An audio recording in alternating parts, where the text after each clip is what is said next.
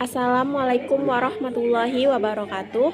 Perkenalkan, saya Lisna dengan NIM 2003201105 dari kelas rancangan usaha agribisnis 7B. Di sini saya akan menjelaskan materi tentang analisis pasar, di mana analisis pasar sendiri memiliki pengertian yaitu penilaian kualitatif dan kuantitatif dari suatu pasar. Penilaian ini dibuat dari segi volume dan nilai, dari segmen pelanggan, pola pembelian, persaingan, dan hambatan dari suatu pasar. Dan analisis pasar di sini memiliki sebuah tujuan, yaitu tujuan dari analisis pasar sendiri adalah menunjukkan kepada investor bahwa produsen memahami pasar dengan baik dan mampu membangun bisnis yang berkelanjutan demi melanjutkan bisnisnya tersebut. Ada beberapa hal yang harus kita ketahui tentang hal-hal yang ada di analisis pasar. 5 hal dalam analisis pasar tersebut adalah yang pertama, gambaran umum.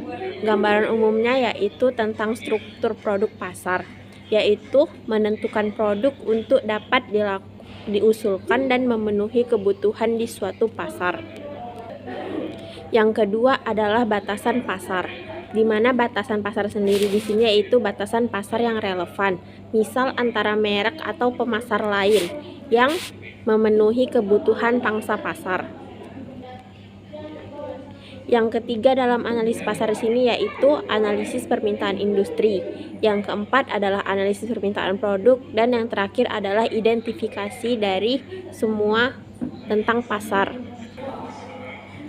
Langkah-langkah dalam analisis pasar. Analisis pasar di sini memiliki beberapa langkah-langkah, yaitu yang pertama menentukan pasar yang relevan, di mana pertama kita harus memahami pasarnya terlebih dahulu, yaitu sebagian besar produk yang ada di pasaran yang memiliki pilihan alternatif.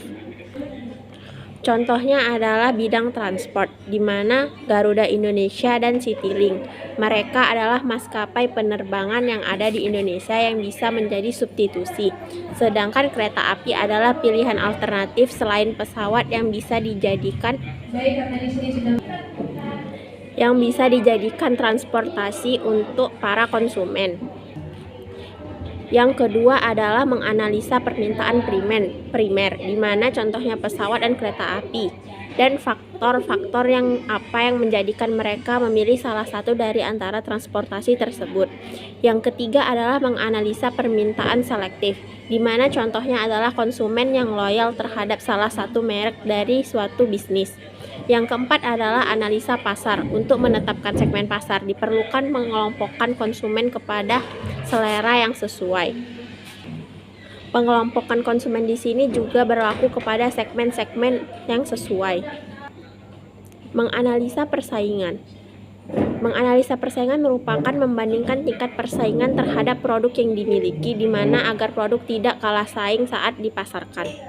Dan yang terakhir adalah analisa pasar untuk identifikasi target potensial, di mana untuk menciptakan konsumen yang puas dan loyal terhadap produk tersebut.